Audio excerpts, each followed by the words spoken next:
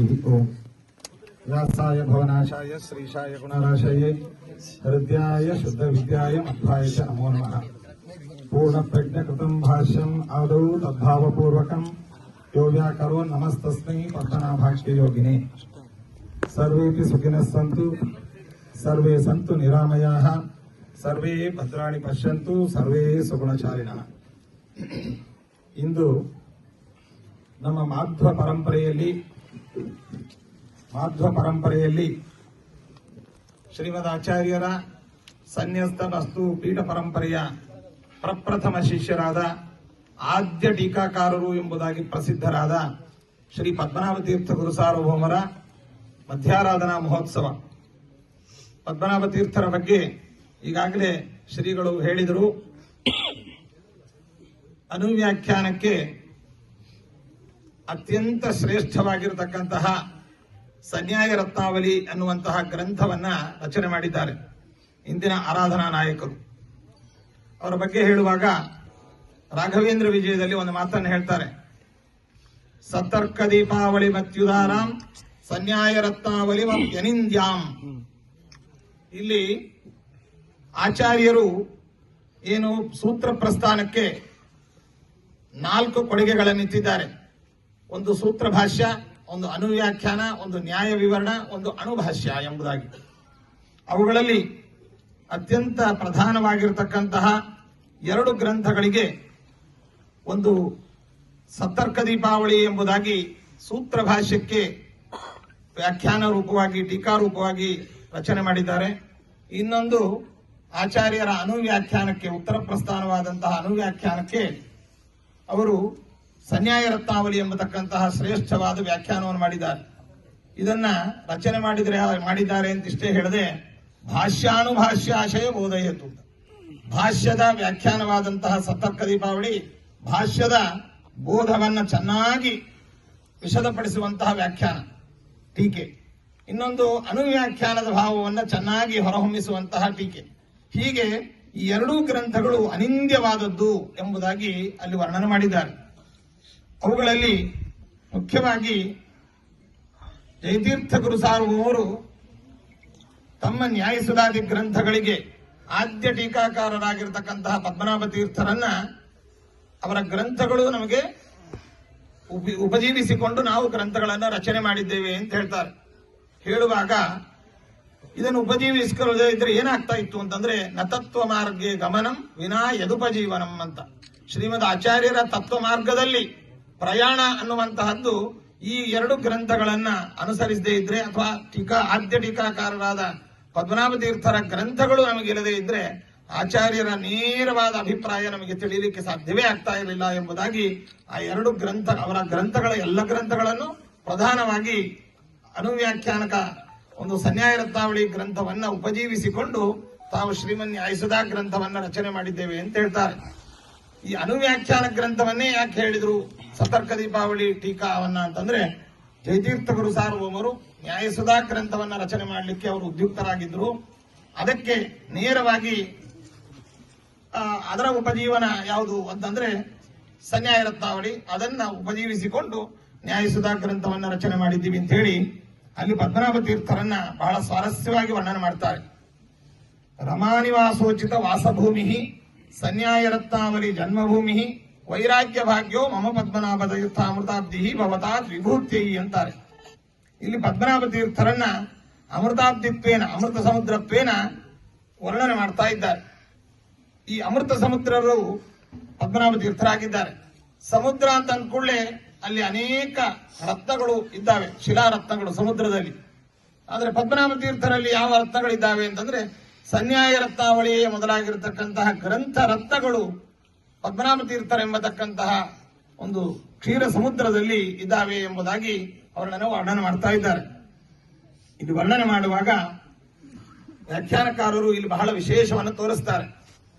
ಒಂದು ಸಮುದ್ರದಲ್ಲಿ ವೈರಾಗ್ಯ ಅನ್ನುವಂತಹದ್ದು ಇದೆ. ಯಾವುದು ವೈರಾಗ್ಯ ಅಂತಂದ್ರೆ ಅಬ್ಧಿಪಕ್ಷೆ ವೈರಾಗ್ಯಂ ಶೌಕ್ಲಂ ಅಂತಂದ್ರು. ಈ ಸಮುದ್ರದಲ್ಲಿ ವೈರಾಗ್ಯ ಯಾವುದು ಅಂತಂದ್ರೆ ಶುಕ್ಲವರ್ಣ ವಿಶಿಷ್ಟತೆ.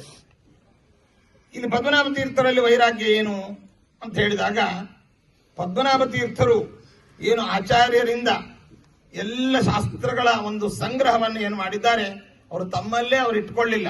ಇಟ್ಕೊಂಡ್ಬಿಟ್ಟು ನಮ್ಗೆ ಯಾರು ಒಂದು ವಿಷಯ ಹೇಳಿದ್ರೆ ಇನ್ನೊಬ್ಬರಿಗೆ ನಾವು ಹೇಳೋದೇ ಬೇಡ, ಇದರ ಬೆನಿಫಿಟ್ ಅಥವಾ ಇದರ ಲಾಭ ನಮಗೆ ಮಾತ್ರ ಆಗಲಿ ಅಂತ ನಾವು ಅಂತೀವಿ.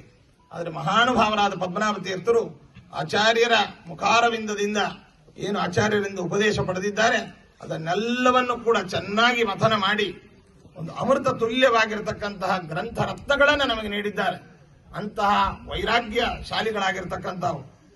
ಇನ್ನು ಸಮುದ್ರದಲ್ಲಿ ಏನು ವೈರಾಗ್ಯ, ಆ ನೀರಿನ ಅಲೆಗಳು ಹೊರಗೆ ಬರ್ತವೆ ಮತ್ತೆ ಒಳಗೆ ಹೋಗ್ತವೆ. ಹೊರಗೆ ಬಂದದ್ದು ತಮ್ಮಲ್ಲೇ ಇಟ್ಕೊಳ್ತಾರೆ. ಏನು ಸಮುದ್ರದಲ್ಲಿ ವೈರಾಗ್ಯ ಅಂತಂದ್ರೆ ಹಿರಿಯಾಚಾರ್ಯರು ತಮ್ಮ ವ್ಯಾಖ್ಯಾನದಲ್ಲಿ ಹೇಳ್ತಾರೆ,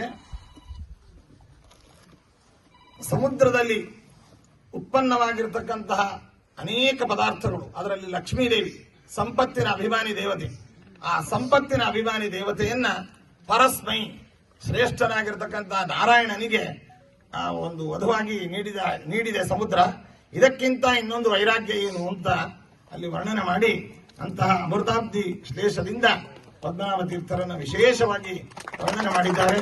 ಅಂತಹ ಮಹಾನುಭಾವರು ಇವತ್ತು ನಾವೆಲ್ಲ ಎಲ್ಲದರಲ್ಲಿಯೂ ಕೂಡ ಆಹಾರದಲ್ಲಿ, ವಿಹಾರದಲ್ಲಿ, ಮಾನಸಿಕವಾಗಿ, ಅದೇ ರೀತಿಯಾಗಿ ವಾತಾವರಣಗಳಲ್ಲಿ ಅನೇಕ ಬಗೆಯಾದ ವಿಷ ಅನ್ನುವಂತಹದ್ದು ನಮಗೆ ಆಗಿಬಿಟ್ಟಿದೆ.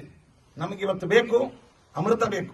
ಆ ಅಮೃತ ಯಾವುದು ಅಂತಂದ್ರೆ ಪದ್ಮನಾಭ ತೀರ್ಥರ ಸನ್ಯಾಯ ರತ್ನಾವಳಿ ಮೊದಲಾದ ಗ್ರಂಥಗಳನ್ನ ನಿರ್ಮಾಣ ಮಾಡಿರ್ತಕ್ಕಂತಹ ಪದ್ಮನಾಭ ತೀರ್ಥರೇ ನಮಗೆಲ್ಲ ಅಮೃತಪ್ರಾಯರಾಗಿದ್ದಾರೆ. ಸ್ವಾಮಿಗಳು ಹೇಳಿದಾಗೆ ಅಮೃತ ಶಬ್ದ ವಾಚ್ಯರಾಗಿರ್ತಕ್ಕಂಥವ್ರು ಮುಖ್ಯವಾಗಿ ವಾಯುರನಿಲಂ ಅಮೃತ ಮತೇದಂ ಭಸ್ಮಾಂತಂ ಶರೀರಂ ಎಂಬುದಾಗಿ ಉಪನಿಷತ್ತಿನ ಭಾಷ್ಯ ವ್ಯಾಖ್ಯಾನಗಳಲ್ಲಿ ಹೇಳಿದಂತೆ ಸರ್ವಶಬ್ದ ವಾಚ್ಯತ್ವ ಭಗವಂತನಿಗೆ, ನಂತರದಲ್ಲಿ ಅಮ್ಮನವರಿಗೆ, ನಂತರದಲ್ಲಿ ವಾಯುದೇವರಿಗೆ, ಆ ನಂತರದಲ್ಲಿ ನಮ್ಮ ಅಮೃತ ಶಬ್ದ ವಾಚ್ಯರಾಗಿರ್ತಕ್ಕಂಥವರು ಅಮೃತ ತುಲ್ಯವಾಗಿರ್ತಕ್ಕಂತಹ ಸಂದೇಶವನ್ನ, ಗ್ರಂಥ ರತ್ನಗಳನ್ನ ಸಮಾಜಕ್ಕೆ, ಸಾಧಕ ಪ್ರಪಂಚಕ್ಕೆ ನೀಡಿರತಕ್ಕಂತಹ ಮಹಾನುಭಾವರಾದ ಆದ್ಯ ಟೀಕಾಕಾರರಾದ ಪದ್ಮನಾಭ ತೀರ್ಥರು ಇಲ್ಲಿ ಸನ್ನಿಹಿತರಾಗಿದ್ದಾರೆ. ಇವತ್ತು ಅವರ ಆರಾಧನಾ ಮಹೋತ್ಸವ, ಅವರ ಕೃಪಾ ದೃಷ್ಟಿ ನಮ್ಮ ಮೇಲೆ ಬಿದ್ದು ನಮ್ಮಲ್ಲಿರ್ತಕ್ಕಂತಹ ಎಲ್ಲ ಗೊಂದಲ, ಗೋಜುಗಳು, ದುಮಗಳು ಎಲ್ಲವೂ ಪರಿಹಾರವಾಗಿ ಸಮಾಜಕ್ಕೆ ಉತ್ತಮವಾದಂತಹ ಒಂದು ಸಂದೇಶ ನೀಡಬೇಕಾಗಿದೆ. ಇವತ್ತು ನಮ್ಮ ಸನಾತನ ಹಿಂದೂ ಸಂಸ್ಕೃತಿ ಇವತ್ತು ತುಂಬಾ ಅಪಾಯದ ಅಂಚಿನಲ್ಲಿದೆ. ಹಿಂದೂ ಸಂಸ್ಕೃತಿ ನಾವು ಮೊದಲು ಉಳಿಸಬೇಕು. ನಂತರದಲ್ಲಿ ನಮ್ಮ ಒಳಪಂಗಡದ ಬೇರೆ ಬೇರೆ ಸಂಪ್ರದಾಯಗಳು, ಆಚಾರ ಪದ್ಧತಿಗಳು, ಅದನ್ನ ಪರಮತೀಯರು, ಪರಧರ್ಮೀಯರು ನಮ್ಮ ಸನಾತನ ಹಿಂದೂ ಧರ್ಮದ ಮೇಲೆ ವಿಶೇಷವಾಗಿ ಆಕ್ರಮಣವನ್ನು ಮಾಡಿ ಆಮಿಷಗಳನ್ನು ಒಡ್ಡುವ ಮೂಲಕ ಹಿಂದೂ ಸಂಸ್ಕೃತಿಯನ್ನ ಚೆನ್ನಾಗಿ ನಾಶ ಮಾಡಬೇಕು ಎಂಬುದಾಗಿ ಏನು ಸಂಚಲನ ಹಾಕಿದ್ದಾರೆ. ಇದಕ್ಕೆ ನಾವೆಲ್ಲರೂ ಕೂಡ ಸಂಘಟಿತರಾಗಿ ನಾವು ಸರಿಯಾದ ಒಂದು ಸಂಘಟನೆಯನ್ನು ತೋರಿಸುವ ಮೂಲಕ ನಮ್ಮ ಸನಾತನ ಹಿಂದೂ ವೈದಿಕ ಧರ್ಮವನ್ನ ಉಳಿಸಬೇಕಾದ ಜವಾಬ್ದಾರಿ ನಮ್ಮ ಮೇಲೆಲ್ಲ ಇದೆ. ಆ ಒಂದು ಹಿನ್ನೆಲೆಯಲ್ಲಿ ಈ ನಮ್ಮ ರಾಘವೇಂದ್ರ ಸ್ವಾಮಿಗಳವರ ಮಠಕ್ಕೂ ಉತ್ತರಾದಿ ಮಠಕ್ಕೂ ಅನೇಕ ಬಗೆಯಾಗಿ ಒಂದು ವ್ಯಕ್ತಿಗತವಾದಂತಹ ಯಾವುದೇ ದ್ವೇಷಾಸೂಯೆಗಳಿಲ್ಲ. ಆದರೆ ಯಾವುದೋ ಕೆಲವು ಲೌಕಿಕವಾದಂತಹ ವಿಚಾರಗಳಲ್ಲಿ ಭಿನ್ನಾಭಿಪ್ರಾಯಗಳಿದ್ರೂ ಕೂಡ ನಮ್ಮ ಪರಸ್ಪರ ಭೇಟಿಗೆ, ಮಾತುಕತೆಗೆ ಅಥವಾ ಪರಸ್ಪರ ಸೌಹಾರ್ದ ವಿನಿಮಯಕ್ಕೆ ಯಾವತ್ತೂ ಅಡ್ಡಿಯಾಗಿಲ್ಲ. ಇದು ಲಗಾಯಿತು ನಡೆದುಕೊಂಡು ಬಂದಿದೆ.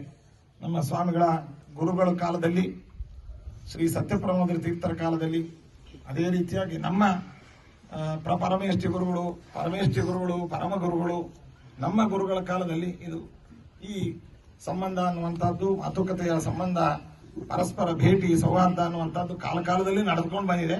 ಅದರ ಹೆಚ್ಚಿನ ಒಂದು ಬಾಂಧವ್ಯ ಅನ್ನುವಂಥದ್ದು ಈಗ ಅದು ಅಭಿವ್ಯಕ್ತವಾಗ್ತಾ ಇದೆ, ಪ್ರಕಟವಾಗ್ತಾ ಇದೆ.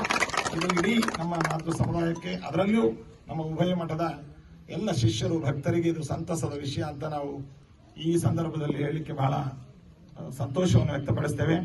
ಪ್ರಕೃತ ಈ ನಾವು ವೃಂದಾವನದ ನಡುಗಡ್ಡೆಯ ಬೇರೆ ಬೇರೆ ವಿಚಾರಗಳಲ್ಲಿ ಏನು ಭಿನ್ನಾಭಿಪ್ರಾಯಗಳಿದ್ದಾವೆ ಅವನ್ನೆಲ್ಲವನ್ನು ಕೂಡ ಈಗಾಗಲೇ ನಾವು 3-4 ಬಾರಿ ಕುಳಿತುಕೊಂಡು ನಾವು ಸ್ವಾಮಿಗಳು ಮತ್ತು ಉಭಯ ಮಠಗಳ ಪ್ರತಿನಿಧಿಗಳು ಇವರೆಲ್ಲ ಕುಳಿತುಕೊಂಡು ಸೌಹಾರ್ದಯುತವಾದ ಮಾತುಕತೆಗಳು ನಡೆದಿದೆ. ಅದರ ಫಲವಾಗಿಯೇ ಇವತ್ತು ಈ ಗಡ್ಡೆಯಲ್ಲಿ ಎಲ್ಲಿ ನಾವು ವಸ್ತುಗಳನ್ನು ಕಳೆದುಕೊಂಡಿದ್ದೇವೆ ಅಲ್ಲೇ ವಸ್ತುಗಳನ್ನು ಹುಡುಕಬೇಕು. ಹಾಗಾಗಿ ಎಲ್ಲಿಂದ ವಿವಾದದ ಅಥವಾ ಒಂದು ಮನಸ್ತಾಪದ ಒಂದು ಜ್ವಾಲೆ ಹೊರಟಿದೆ, ಅಲ್ಲಿಯೇ ಮತ್ತೆ ನಾವಲ್ಲಿ ಶಾಂತಿ ಸೌಹಾರ್ದವನ್ನ ಬೀರಬೇಕು ಅನ್ನುವಂತಹ ಉದ್ದೇಶದಿಂದ ಇವತ್ತು ಇಲ್ಲಿ ನಾವು ಉಭಯ ಶ್ರೀಪಾದರು ಕೂಡ ಇಲ್ಲಿ ಸಮಾಗಮವನ್ನು ಮಾಡಿದ್ದೇವೆ. ಇವತ್ತು ಲೌಕಿಕವಾಗಿ 12 ಗಂಟೆ ಒಳಗಾಗಿ ನಾವು ಇಲ್ಲಿಂದ ನಿರ್ಗಮಿಸಬೇಕು. ಆದರೂ ನಮ್ಮ ಸೌಹಾರ್ದದ ಒಂದು ಬಾಂಧವ್ಯ ಆ ಲೌಕಿಕದ ಸಮಯವನ್ನು ಕೂಡ ಮೀರಿ ಇವತ್ತು ನಾವು ಇಲ್ಲಿದ್ದು ಉಭಯ ಸ್ವಾಮಿಗಳು ಕೂಡ ಸಮಾಜಕ್ಕೆ ಸಂದೇಶವನ್ನ, ಶಾಂತಿ ಸಂದೇಶವನ್ನ, ಸೌಹಾರ್ದದ ಸಂದೇಶವನ್ನ ನೀಡ್ತಾ ಇದ್ದೇವೆ. ಈ ಸಂದರ್ಭದಲ್ಲಿ ನಮ್ಮ ರಾಘವೇಂದ್ರ ಸ್ವಾಮಿಗಳವರ ಮಠದ ಎಲ್ಲ ಶಿಷ್ಯರು ಮತ್ತು ಭಕ್ತರಿಗೆ ನಾವು ತಿಳಿಸುವುದೇನು ಅಂತಂದ್ರೆ, ಈ ಸೌಹಾರ್ದದ ಒಂದು ಪರಿಪೂರ್ಣತೆ ಆಗಬೇಕು. ಇದಕ್ಕೆಲ್ಲ ಮಠದ ಶಿಷ್ಯರು, ಭಕ್ತರು, ಅಭಿಮಾನಿಗಳು ಎಲ್ಲರೂ ಕೂಡ ಶಾಂತಿ ಸೌಹಾರ್ದದಿಂದ ಇರಬೇಕು. ನಾವು ಉಭಯ ಸ್ವಾಮಿಗಳವರು ಕುಳಿತುಕೊಂಡು ಮಾತನಾಡಿ ಉಭಯ ಮಠಗಳಿಗೂ ಗೌರವ ಮತ್ತು ಯಾವುದಕ್ಕೂ ಚ್ಯುತಿ ಬಾರದಂತೆ ಒಳ್ಳೆ ರೀತಿಯಾದ ಪರಿಷ್ಕಾರಗಳನ್ನು ಕಂಡುಕೊಳ್ತೇವೆ. ಮಧ್ಯದಲ್ಲಿ ಯಾವುದೇ ಮಾಧ್ಯಮಗಳಲ್ಲಿ, ಸಾಮಾಜಿಕ ಜಾಲತಾಣಗಳಲ್ಲಿ ಅಥವಾ ವ್ಯಕ್ತಿಗಳಿಂದ ಪರಸ್ಪರ ಯಾವುದೇ ಭಿನ್ನಾಭಿಪ್ರಾಯದ ಮಾತುಗಳನ್ನು ಆಡಿದ್ರೆ ಸೌಹಾರ್ದಕ್ಕೆ ಅದೆಲ್ಲ ಧಕ್ಕೆ ಬರುತ್ತೆ. ನಾವು ನೀವೆಲ್ಲರೂ ಕೂಡ ನಮ್ಮ ಸಮುದಾಯದ ಸೌಹಾರ್ದ ಶಾಂತಿಯನ್ನ ಅಪೇಕ್ಷಿಸುವವರಾದ್ದರಿಂದ ಕೇವಲ ನಾವು ಮಾತ್ರೇನ ಪೌರುಷಂ ಕ್ರಿಯಾ ಕೇವಲ ಉತ್ತಮಂ ಅಂತ, ಕೇವಲ ಮಾತಿನಲ್ಲಿ ಸೌಹಾರ್ದ ಆಗ್ಲಿ ಅಂತ ಅಲ್ಲ, ಅದಕ್ಕೆ ನಾವೆಲ್ಲರೂ ಕೂಡ ಸಹಕರಿಸಿದಾಗ ಮಾತ್ರ ಇದು ಪರಿಪೂರ್ಣವಾಗತ್ತೆ. ಆದ್ದರಿಂದ ಈ ಎಲ್ಲ ಮಾತುಕತೆಗಳು ಯಾವತ್ತೂ ಆಗಬಾರದು. ಈ ಮಾತುಕತೆಗಳಾಗುವ ಸಂದರ್ಭದಲ್ಲಿ ನೀವೆಲ್ಲರೂ ಕೂಡ ಶಾಂತಿ ಸೌಹಾರ್ದದಿಂದ ಇರ್ರಿ. ನಮ್ಮ ಈ ಸಮಸ್ಯೆಗಳೆಲ್ಲವೂ ಕೂಡ ಒಂದು ಯೋಗ್ಯವಾದ ರೀತಿಯಲ್ಲಿ ಪರಿಹಾರವಾಗುತ್ತೆ. ಅದಕ್ಕೆ ಬೇಕಾದ ಮಾತುಕತೆಗಳು ಮತ್ತೆ ಅದಕ್ಕೆ ಬೇಕಾದ ಲಿಖಿತ ರೂಪದಲ್ಲಿ ಆಗ್ಬೋದು ಅಥವಾ ತಜ್ಞರ ಸಲಹೆಗಳಾಗ್ಬೋದು, ಇವೆಲ್ಲವೂ ನಡೀತಾ ಇದೆ. ಇದಕ್ಕೆ ಸ್ವಲ್ಪ ಕಾಲಾವಕಾಶ ಆಗತ್ತೆ. ಶೀಘ್ರದಲ್ಲಿ ಇದು ಪರಿಹಾರವಾಗತ್ತೆ. ಮತ್ತು ಎಲ್ಲರಿಗೂ ಕೂಡ ಏನೇನು ಪರಿಹಾರ ಆಗಿದೆ, ಏನು ಮಾತುಕತೆ ಆಗಿದೆ, ಏನು ಒಡಂಬಡಿಕೆಗಳಾಗಿದೆ ಅದೆಲ್ಲವೂ ಬಹಿರ್ಗತ ಮಾಡ್ತೇವೆ. ಆದರೆ ಈಗಲ್ಲ, ಅದಕ್ಕೆ ಇನ್ನು ಸ್ವಲ್ಪ ಕಾಲಾವಕಾಶ ಇದೆ. ನೀವೆಲ್ಲರೂ ಕೂಡ ಸೌಹಾರ್ದದಿಂದ ಇರಬೇಕು. ಯಾರೇ ವ್ಯಕ್ತಿ ದೂಷಣ ಅಥವಾ ಒಂದು ಸಂಸ್ಥೆಯ ಉತ್ಕರ್ಷ ಪ್ರತಿಪಾದಕವಾದ ಕೂಗಾಟಗಳು, ಜೈಕಾರಗಳು ಅಥವಾ ಯಾವುದನ್ನು ಕೂಡ ಮಾಡದೆ ಸೌಹಾರ್ದವಾಗಿ ನೀವಿದ್ರೆ ಎಲ್ಲವೂ ಕೂಡ ಬೇಗ ಪರಿಹಾರವಾಗತ್ತೆ ಅಂತ ಈ ಸಂದರ್ಭದಲ್ಲಿ ನಾವು ಎಲ್ಲ ನಮ್ಮ ಶ್ರೀಮಠದ ಶಿಷ್ಯರು, ಭಕ್ತರು, ಅಭಿಮಾನಿಗಳಿಗೆ ತಿಳಿಸ್ತೇವೆ. ಈ ಸೌಹಾರ್ದದ ಕಾರಣಕ್ಕೆ ಮಠದ ಶಿಷ್ಯರು, ನಮ್ಮ ರಾಘವೇಂದ್ರ ಸ್ವಾಮಿಗಳವರ ಪೂರ್ವಾಶ್ರಮದ ವಂಶದ ಎಲ್ಲ ಬಂಧು ಬಾಂಧವರು, ಅದೇ ರೀತಿಯಾಗಿ ಭಕ್ತರು ಮತ್ತು ಉಭಯ ಮಠಗಳಿಗೆ ಬೇಕಾದಂತಹ ವ್ಯಕ್ತಿಗಳು ಎಲ್ಲರೂ ಕೂಡ ಇದಕ್ಕೆ ಪೂರ್ಣವಾಗಿ ಸಹಕಾರವನ್ನು ನೀಡಿ ಇದರ ಒಂದು ಈ ಹಂತಕ್ಕೆ ಬರಲಿಕ್ಕೆ ಎಲ್ಲರೂ ಕೂಡ ಕಾರಣರಾಗಿದ್ದಾರೆ ಅಂತ ಈ ಸಂದರ್ಭದಲ್ಲಿ ಹೇಳ್ತಾ ಮತ್ತೊಮ್ಮೆ ಹೇಳ್ತೇವೆ, ಯಾರೂ ಕೂಡ ಯಾವುದೇ ಪ್ರಚೋದನಕಾರಿಯಾದಂತಹ ಮಾತುಕತೆಗಳನ್ನ, ಗಲಾಟೆಯನ್ನ, ಮಾಧ್ಯಮದಲ್ಲಿ ಯಾವುದೇ ವಿಷಯಗಳನ್ನ ಪ್ರಸ್ತಾಪ ಮಾಡದೆ ಎಲ್ಲರೂ ಶಾಂತಿಯುತವಾಗಿರಬೇಕು ಅಂತ ಈ ಸಂದರ್ಭದಲ್ಲಿ ಸಂದೇಶವನ್ನು ನಾವು ನೀಡ್ತಾ ಇದ್ದೇವೆ.